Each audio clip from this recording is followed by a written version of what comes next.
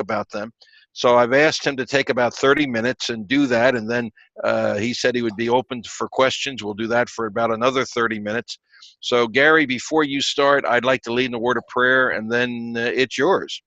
Right. Our gracious God, we thank you for this opportunity to get together with pastors from all across the country. We recognize that this week is a crucial week because we focus in a very specific way on the resurrection of Jesus Christ, his death and his burial. And as we seek to take the message of Jesus Christ and the gospel to all the constituencies in our various communities, I pray that you will use this time to help all of us who are participating to be better leaders, to be more effective, to find ways in which we can serve you better. So we give you thanks for this opportunity. Pray for Gary as he shares, and just grateful for him and his ministry. And I pray this in Jesus' name. Amen. So Gary, it's all yours. Thanks, Paul. And great to meet you all. I love talking about church, and love working with leaders particularly. So it's fun to be with you.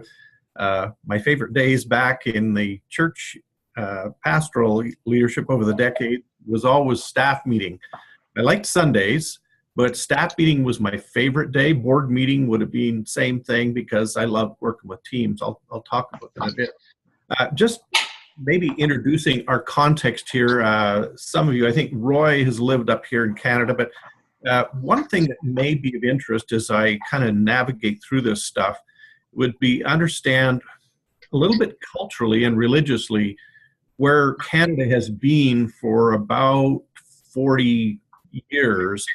Seems to me to be a little bit where America seems to increasingly be headed, and that is towards a more secularist type of a culture from having been pretty much predominantly Christian based, though our census still shows we have 67% Christian here. But you always know, of course, the nominalism factor there that doesn't tell you all that much.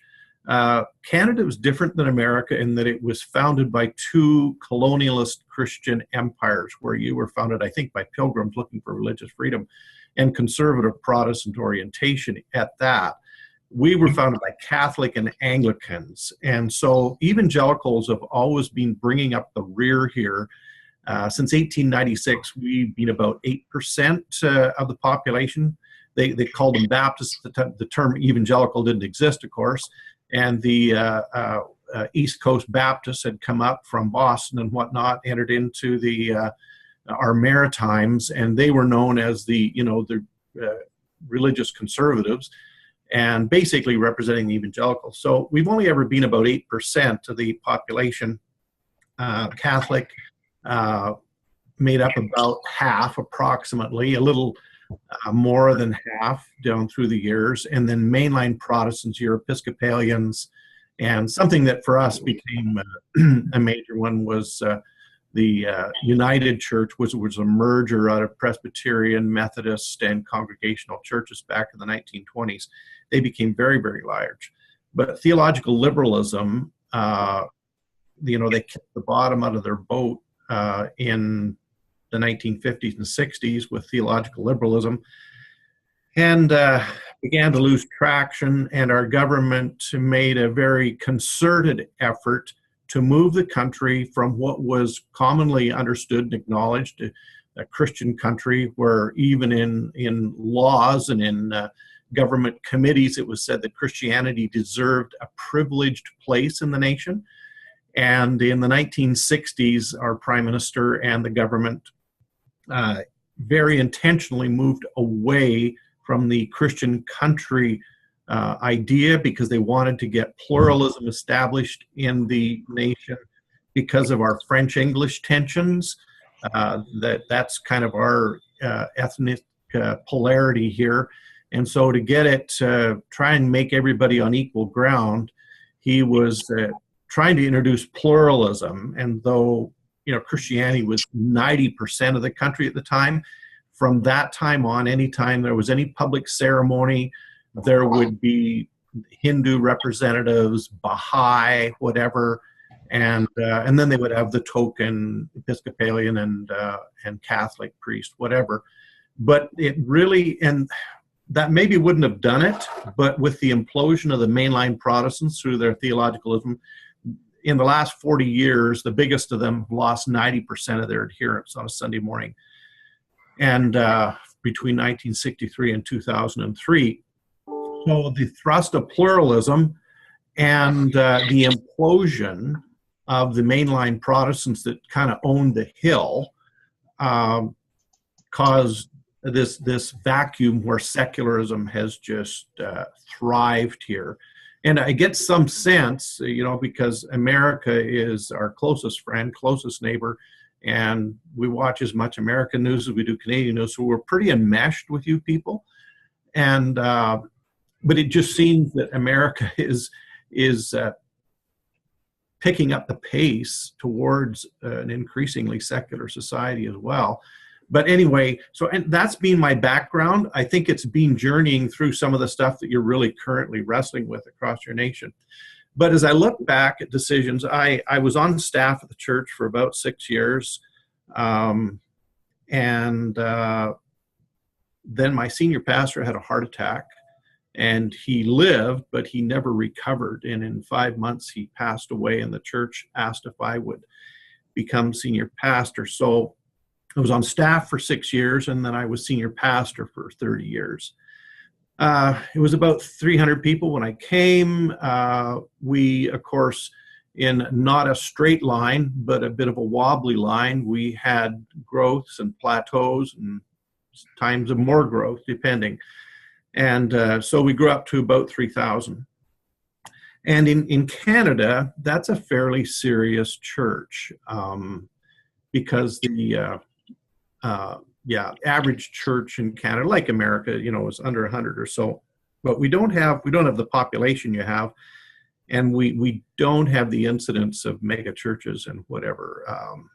It's a different type of culture. So it's the largest church in our denomination, and so on. Here are some of the decisions that, as I reflect back, which I've been doing a lot of since I transitioned the church.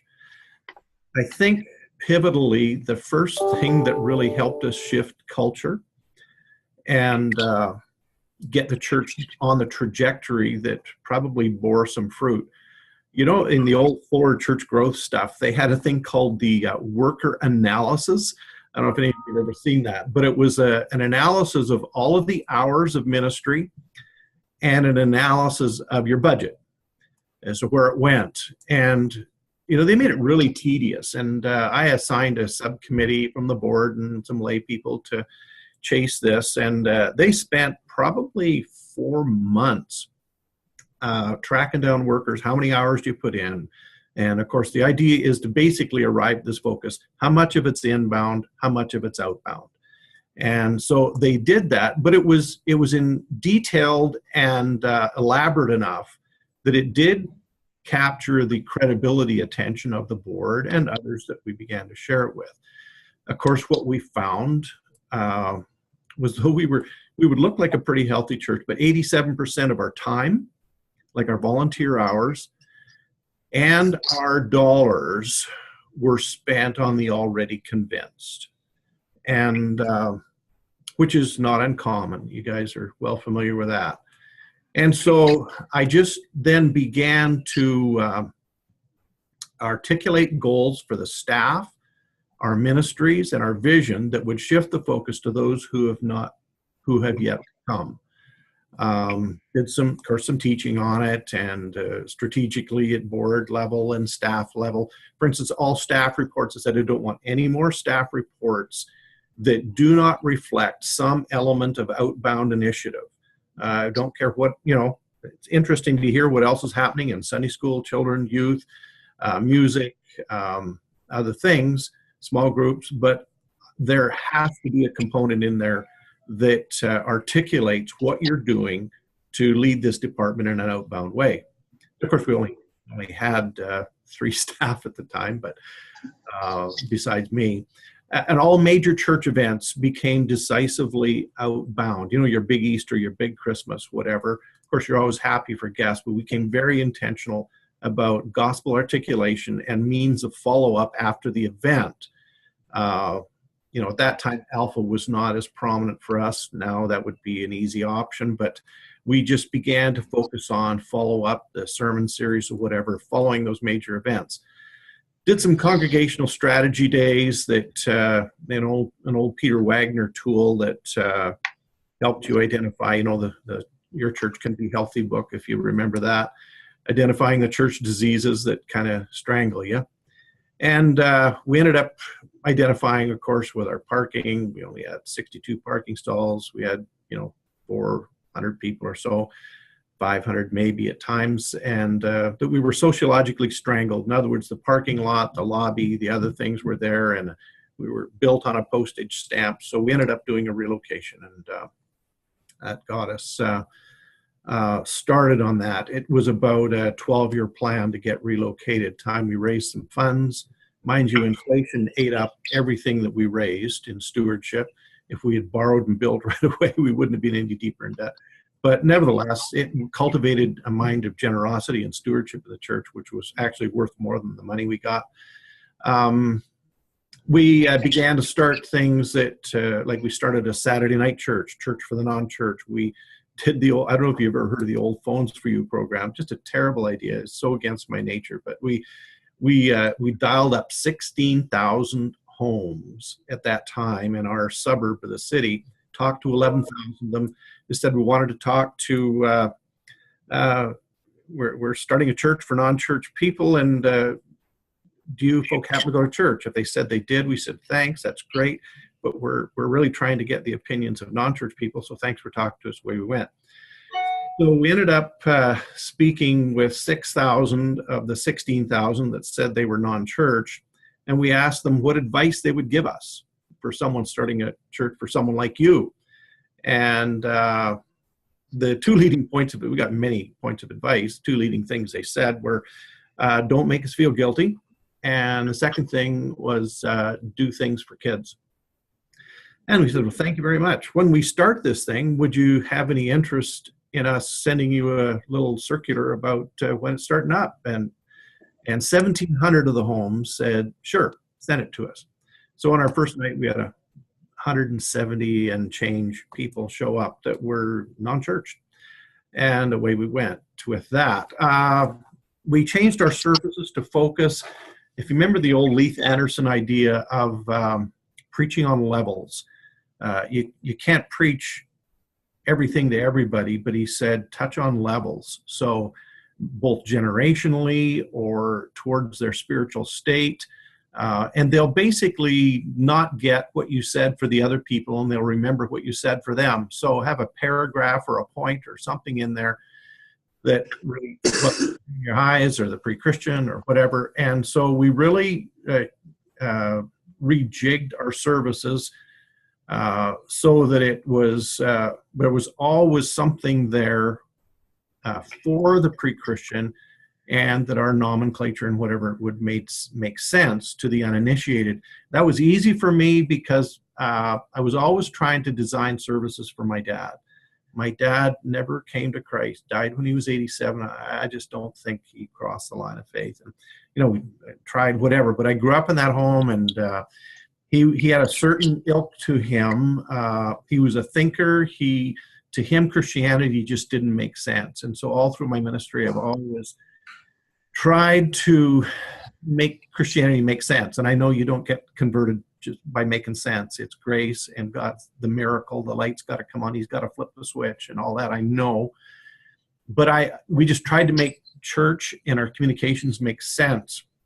And for us as Pentecostals, we have strengths and weaknesses in our worship and our music and whatever.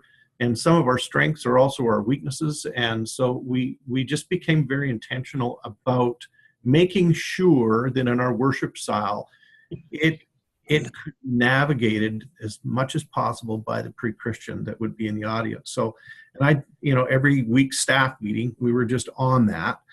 Kind of, by, of course, developing a safe pasture church, which is predominantly a culture of peace, I guess, and a commitment to excellence,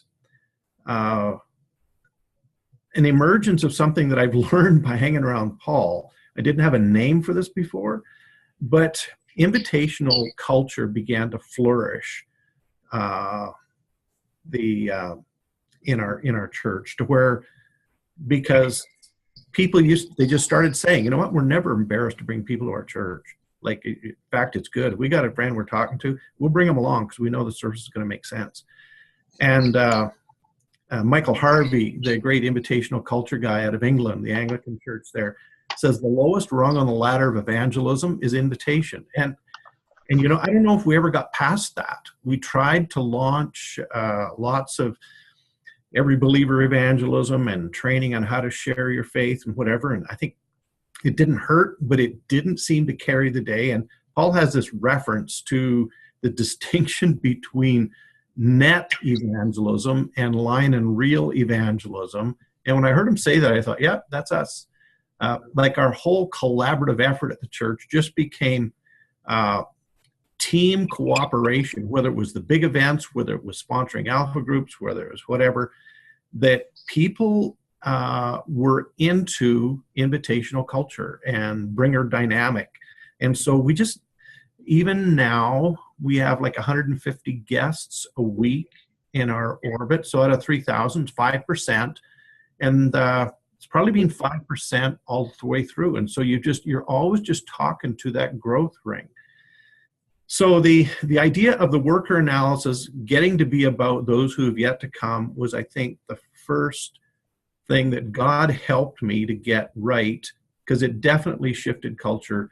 That, you know, of course, church just can't be about us. It's got to be about more than me. It's about us somewhat, but had to be about more than me.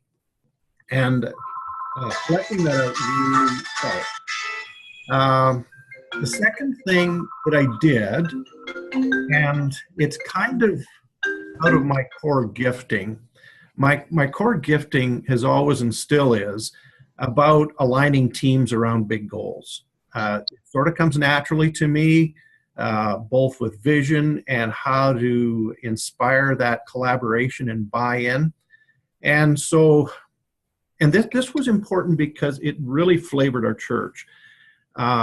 I started out saying we're going to have quarterly staff plans, where I took the entire pastoral staff out quarterly.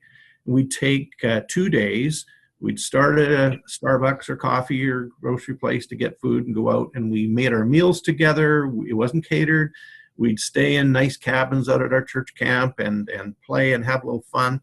But the basic premise that we usually started with most of the time was, okay, here are the sheets. What are the top 3 things that are eating our lunch in this church? And everybody put down their top 3 things. And they were then to also put down the one related decision to each of their top 3 things that we felt we had to wrestle to the ground. And of course, they were never the same.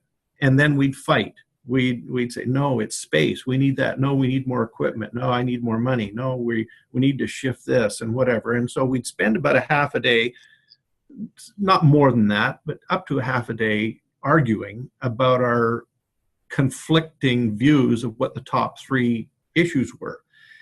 And we would finally settle on it. And so what that precipitated was that we always were abreast of the 3 biggest hills we had to climb as a staff. And I was very intense. The young assistant junior high intern up to, of course, our executive pastor or whatever, that everybody was there and everybody had a say.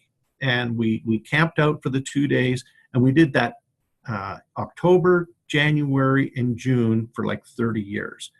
And it not only kept us focused on our kind of OBT, what's our one big thing right now, but as I look back, every big idea that emerged in the church came out of a staff plan.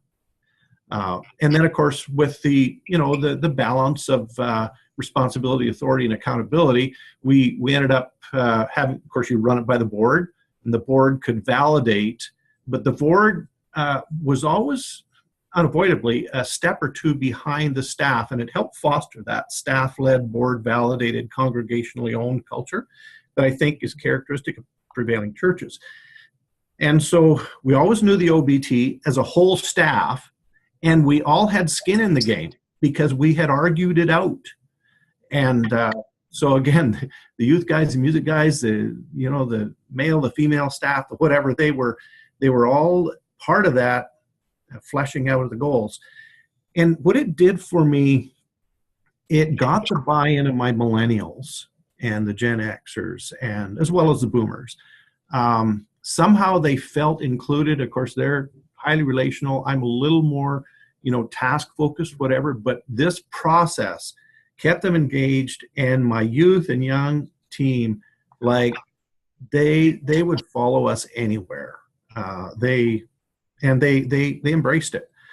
So those things really helped. The team alignment, and as a result of identifying the OBT all the time, we were able to create the new life cycles when needed, because of course we would hit the shelf life of whether it was the relocation or the last big thing we were chasing. And we used to say, like, when we're on or about finishing climbing this hill, we need to know what the next hill is. And our staff plans kept our feet to the fire. So there was always a sense of what the next hill was, a bit of a barn raising dynamic. We're going to do this together, and we could, perpetuate it and communicate to the church. So as a result of that, things like our project, our young adult, we had a weekend worship service for young adults that we started when we had 40 young adults when we started that thing, went up to over 1,000, and still it still runs 700 to 800 now in the church. That hugely affected our church because it's 18 to 28-year-old constituency. And we established we call them project grads, of trying to be their option of choice when they do get kids, when they do get married, they want to move out of that it forced us to craft our morning services younger so that we would be a destination option for our project grads. And so lots of them were saved.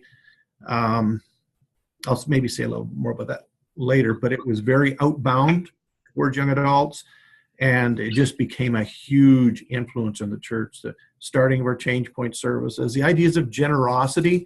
We set a goal of giving over $1 million to missions on an annual basis when we undertook some things because we were concerned, because in Canada, you can't reach Canada as evangelicals. You have to get the main lines on board because evangelicals aren't going to get it done up here.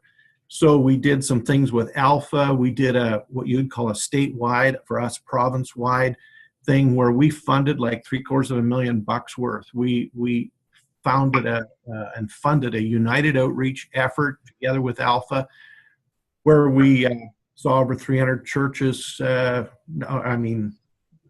think 23 different denominations. We saw 30,000 people come to Alpha that fall. Our church ran over 100 Alpha groups that fall. And we were doing it not for us. We were doing it to serve churches that would not have been able to field anything credible evangelistically that fall. So we were trying to serve the plateaued Lutherans and Presbyterians and whatever that weren't growing, and evangelicals that weren't growing. We did the same thing on a national thing called Greatest Adventure, the Alpha Bear Grylls thing. We got behind that. And again, our church, these were big vision things for our church. We're saying it's not about us. It's about serving the whole church constituency. It's about burden, not for our city, but for our province and our nation. And so our church just got excited about this. And so filling the 100 Alpha groups, paying the bills, we got on the hook. Others were supposed to pay for it. We ended up having to sign advertising contracts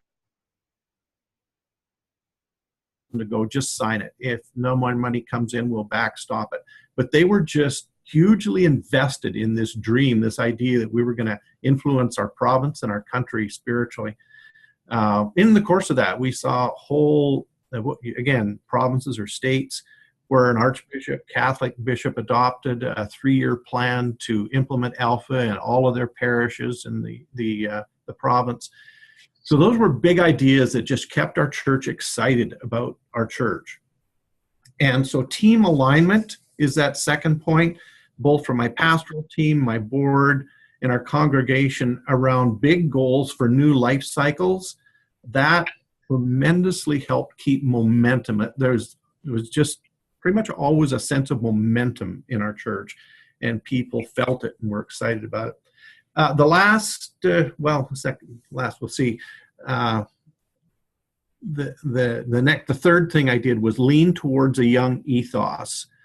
When I came to the church, I thought, everybody's wanting you to do this and telling you to do that and whatever. And I just, it was Doug Murin from Portland on a cassette tape I was listening to. So I decided I was going to build a church like I'd like to attend, and I thought, that's it.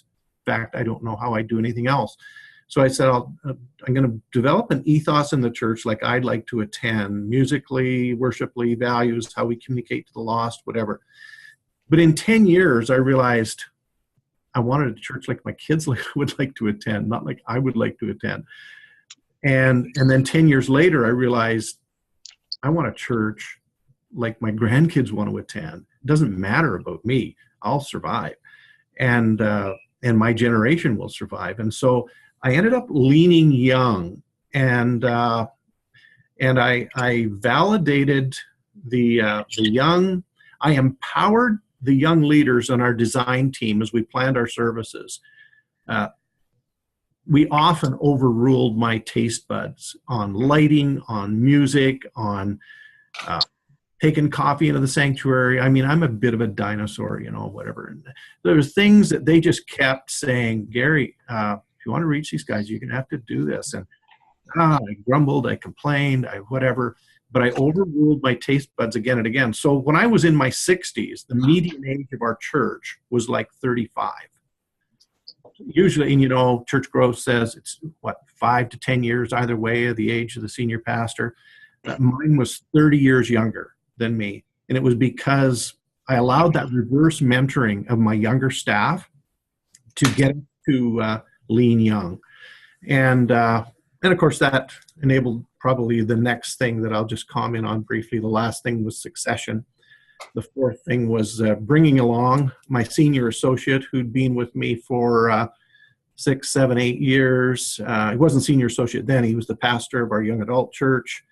And I just, first of all, worked it through the board. Then I talked with him and I said, Phil, would you pray about this? I can't give you the church, but I can make it yours to lose. Are you interested? And they prayed about it and said, yeah, I am. And so we ended up doing that. I think it usually doesn't work and shouldn't work, but it did for us. He had been with us 10 years by the time he took over, got a 99% vote of call. And then I ended into that. So succession was huge because I had to decide between doing the search when I resigned and looking for the all-star in the nation to come and pastor the church, or go with maybe not an all-star, but a good leader that was already under our roof. And that's what we ended up deciding to do. Had to convince the board to do that. They wanted to go for the all-star at first. And I said, I think Phil can do this. And it's happened. They've probably grown 10% in the last 2 years since I left. So they'll gust up to 3,400 now. And we were 3,000 when I left. So it has worked. It was tough. It's really tough when the young bucks that you hired, because I stayed for 2 years after I handed it over. I stayed for 2 years, and the young bucks that I'd hired began writing my job descriptions and assigning me offices and things like that. And that'll do a number on you when you've been the boss for 30 years. It was good for me, but I got to carnally admit that there was a lot of stretch going on for me during that time, and nothing showed, didn't hurt. But I eventually got out of Dodge, and now I'm at the district. So that's it. The mistakes I made, name change. Everybody usually laughs when I say name change. Oh, brother. But I did that and lost a bunch of, I had change in my pocket. I still came out on top, but we lost the name change battle, and I just should have I should have seen you. I couldn't have got that through on a vote because everything that I'd done in the church, the church had passed so strongly. And on this, I just had pushback all the way. And I should have done a doing business ads thing and not had a vote. But because it had to go to vote, the traditionalism rose up and couldn't get it done. And that really almost depressed me because it was the only big loss that I had in my whole tenure in that church. And so what's a name change mean? It's nothing. It's neither here nor there. But for me, it was the loss that just shook me to my core. When I got, I think, 56% of the vote, but I needed supermajority. And so the 7% between supermajority and what I got. And I just felt the loss thing at that stage of my leadership. It really, I don't know, it really affected me in a funny way. The other mistake I made was deferred dismissals. When I should have let staff go, and I waited and waited and waited and thought, we can do this, we can save it. And I kept going. And only after I had gone ahead and let them go, and I realized the lift that I felt once we got an obstructionist staff member out of the way and so on. So I was too slow on dismissals at times. And the last thing, I underestimated the role of our district governance structure. And again, I didn't realize that until now, what I'm doing in revitalization, because the bigger church is usually a little bit more arm's length from the denom, and we certainly were, and they were not, in our opinion, progressive and even doctrinally themed where we needed to be at this juncture in our Canadian society. And so I basically disengaged with the district. We went to things and whatever, but I didn't put any energy into it. And now I realize, our denom went into a 15-year plateau during some of those years, and we got to fix that. And I should not have abandoned my district governance. I should have tried to influence it more towards revitalization than I did, but instead I just, hey, we got a big thing going here down in our city, and who cares, we're on the front lines, and whatever they do, they do. And I became too indifferent to my denom because now we got to revitalize this thing. Not that I could have saved it or anything like that, but I just think that was a bad read on my part. So anyway, I probably told you more than I know already, so over to you. No, Gary, awesome stuff. Thank you very much. So we're just going to leave it open. Whoever talks first gets to ask the first question. So be sure and introduce yourself to Gary when you do that.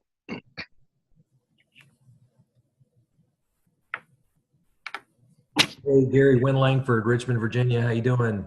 Hi, good to meet you. Hey, good. Listen, you used an acronym, and I don't know if I got it right or not, but OTC, or is that the acronym that you used? Oh yeah, our OBT, or one big thing. Okay. There's an advertiser, I gotta think of his name, who wrote a book on OBT. He's a secular advertising consultant. He underscores how any organization that's well led has to be able to quickly articulate their OBT, their one big thing right now, and it may change over the years, but what is your OBT? What's your one big thing that you're chasing? And that everybody on the team's got to know that. So that's where I got that. And you recalibrated those quarterly and really kept people going, or did you do an annual thing? No, every staff plan, the OBT was on the table, but it often got perpetuated because often we didn't get it solved within 3 months or 6 months or even a year. It perhaps stayed the OBT for 15 months, depending on the nature of the project. But yeah, every staff plan, we technically could dethrone it and install another big idea in its place. I know you rattled some off, but could you give me your top 3 OBTs over the years? One was the starting of the young adult service. The other, that's a favorite of mine, was the provincial United Witness thing. We called it Alberta 2013, where we did that thing with Alpha and tried to unite province, like big $1 million media campaign and all that sort of stuff. That was an OBT. For me, no, this wasn't a staff chosen one, but for me, my last OBT was succession. Obviously, I didn't do that as a staff thing, but that was an OBT. Relocation was an OBT at in the early days. That's great. Good stuff, man. Hey, good stuff. Thanks for doing this with us today. Yeah, great. Okay, who else? Gary, this is Rodney from South Dakota. Hi. How's it going? Just had a quick question about succession. How did you know when it was time? What did that look like for you?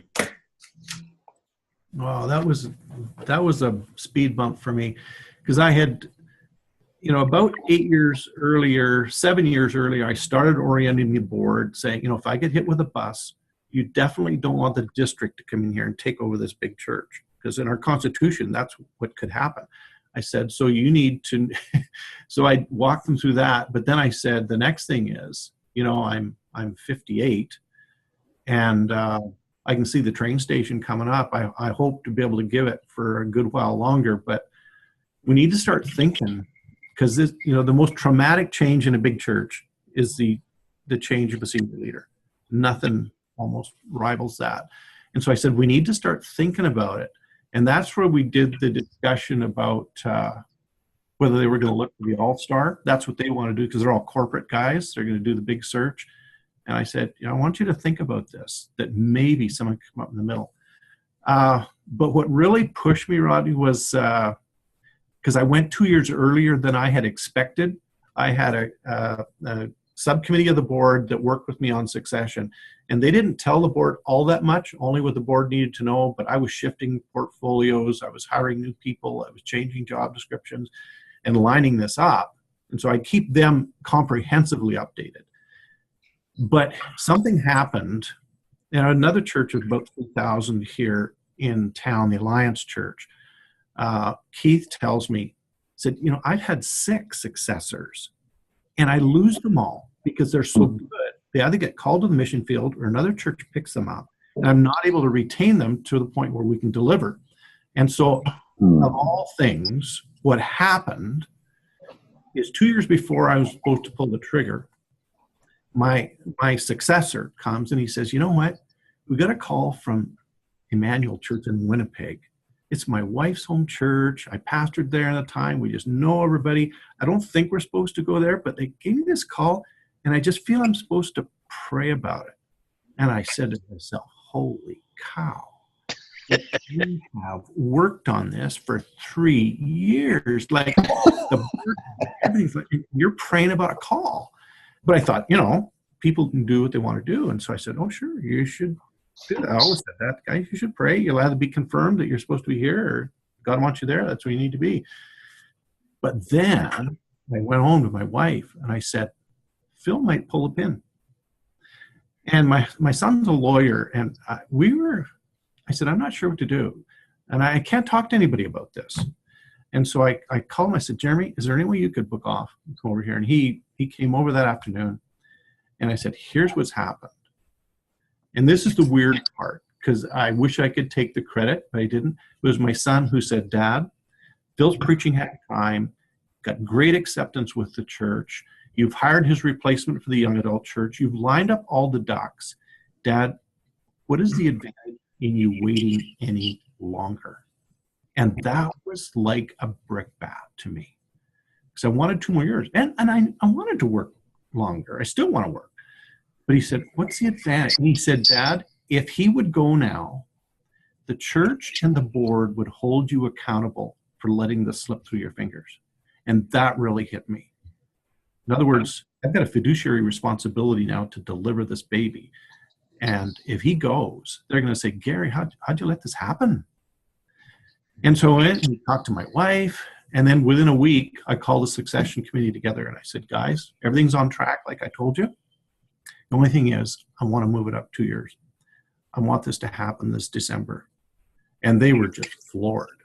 They said, well, why? What? I just said, here's the thing.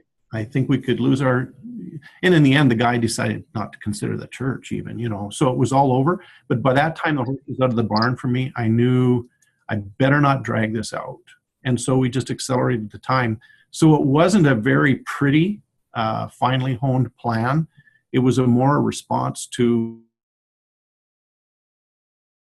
that I had a viable successor, and it was getting to where I thought, I just can't risk losing him. And so, what do? You do what's best for the church. Mm-hmm. And so my wife and I says, let's go. Let's jump out of the helicopter into the firefight and see what happens. Wow. That's humble. Okay. Thanks, Rod. All right. Who else has a question for Gary? Hey, Gary, I'll go. It's Roy in Utah. And you mentioned, about the shift becoming intentional to reaching the lost. And my guess is you had some people got on board with that right away. You had some people who never got on board with that. And then there's a group in the middle that, could go either way. Yeah. What did you do intentionally to bring people along in there? And my guess is you cast vision from the platform, but I'm guessing it was more comprehensive than that. What else was done to make sure that vision got its way all the way through the organization? I did a couple of congregational strategy days, one for core leaders early on, and then another one for just anybody who wanted to show up. And if you were a volunteer, you wanted to show up, you did. And we went through some things that just analyzed our state of health, and we ended up making a mission statement, which may be all that great. But one of the things that was embodied in it is that we must commit ourselves to be a growing church. We must never, part of it was the idea of embracing a large church concept, because, everybody always likes the church at the size that it is, 400 is great, 600 is great, whatever. And I said, it would be profane for us to artificially limit the growth of God's church. Like, that's not in our purview. We should try and grow this as big as possible. Even if we multiply, we plant churches, we'll do that. But we just need to be committed to growing this church. And because I think the collaborative nature of the strategy days, I couldn't do that now with a church of 3,000. That wouldn't make sense. It wouldn't work. But at that time, with a church of about 500, 550, I could still have that type of smaller church collaborative discussion with them all, with a lot of them, with the influencers. And because they checked the boxes, they did the analysis, it was Peter Wagner stuff, whatever. And it was a result of the consensus of their table groups that, yep, that's what we need to do. And so I got pretty good buy-in. And I did have some resistance, but, I forget who it was. Was it Carl George or whoever that said, you've got radicals, you've got progressives, you've got conservatives, and you've got traditionalists. And the radicals, nobody can lead them. They're all gone. And then the progressives, they're the early adopters. The conservatives are persuadable. And the traditionalists will always vote no, but come along kicking and screaming, hanging onto the furniture. And so, yeah, we did. We got out of the idea that we needed super majorities maybe, but we became comfortable with the traditionalists kicking and screaming, and we concentrated on persuading the conservatives, because the early adopters, the progressives, usually they embraced and got it. So we worked on the conservatives, and we honored and loved the traditionalists, but we didn't waste a lot of energy trying to line up anything like a unanimous votes or too high a majority, because the traditionalists can't help themselves. They're going to know. So anyway. Thank you. Okay. Who else? I have just a few minutes left. Who else has any questions? Gary, you talked about the impact of working through the name change and how that impacted even some of your view of leadership and whatnot. What was the impetus behind the name change? And was there something that maybe you misread in terms of impact on the name, on the mission? What led you to take that step? And then maybe what was an impact on your leadership following that downvote? Yeah.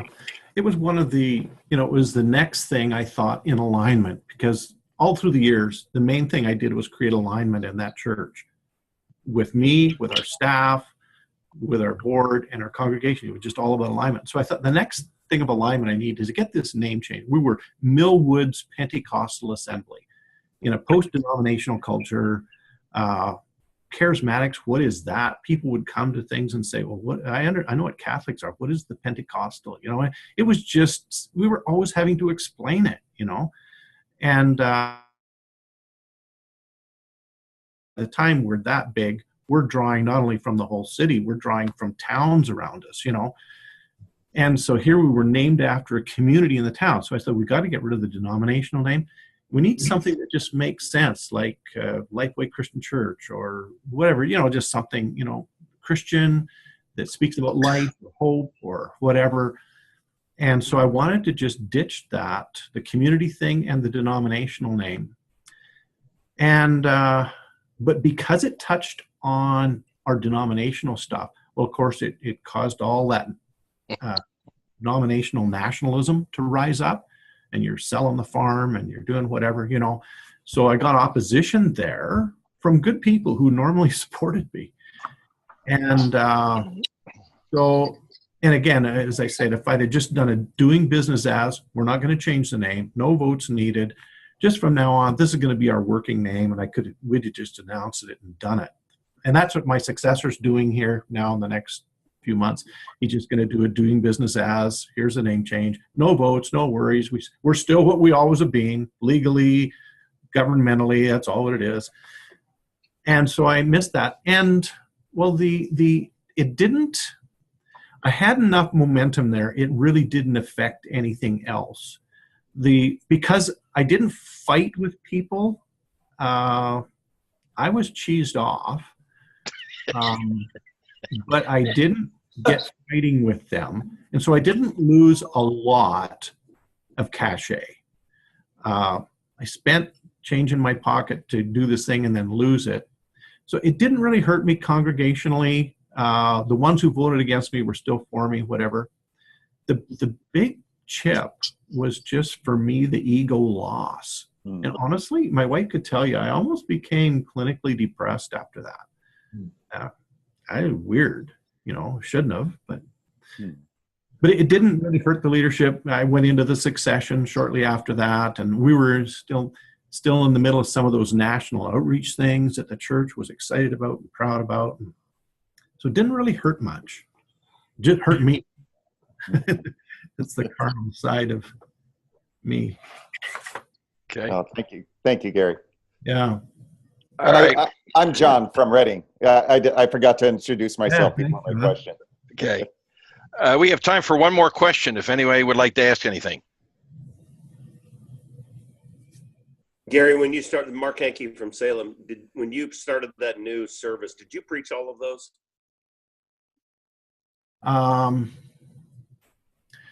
No. The Saturday night, I hired a completely different pastor because I've always been fairly easy with delegating and taking risks with that. And so I hired a guy to just run the Saturday night church, and he pastored it and preached it, and I'd show up and whatever. And in the mornings, we ended up with 4 Sunday services.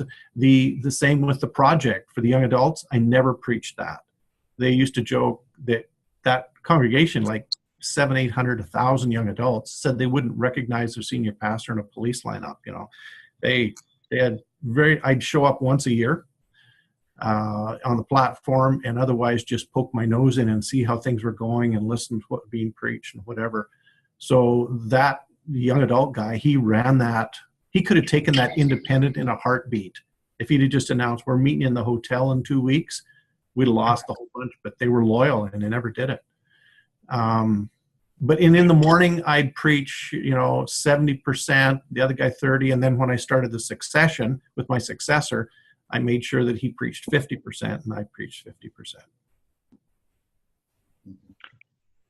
Gary, I want to thank you for taking time to do this. And from my perspective, this has been a great time to hear how God has used you and the way you thought things through and what you did. I found it very helpful, and I'm convinced that probably those who are part of this really appreciate you and what you've done. I'm getting to know you. I just see what you're doing now in that district and how you're in the process of doing the same thing in the district that you did in the church. Only this one's going to be harder because they're further behind at that point. But thank you very much. And for all of you who took part in this, thank you. I know this is a busy week, an important week. And Stan, why don't you close our time in a word of prayer, and then we'll be done. Sure. So just a couple of reminders. I will be putting this up on our YouTube channel. So if you want to go back and listen to it, or maybe have somebody else on your staff join you in listening to it, that might be a good thing. You'll send us the link, right? Pardon? You'll send us the link, right? I'll send you the link to that. The other thing, I would just encourage you, you don't have to do this. You owe me nothing in relationship to this, but I would love to have you, if you could take even 10 minutes after this weekend and rethink through what you've heard. And if you had just one or two takeaways from this, just to share it either with me or with the group about, here's what I took away and what I'm going to try. Because I think it does two things. It reinforces for you your time spent here. What are you going to do with this information? The other thing is it might help other guys, just encourage them in the sense of, okay, what takeaway could I have from this that I could maybe implement with my church? So again, you owe me nothing, but I just would appreciate kind of the feedback in relationship to that.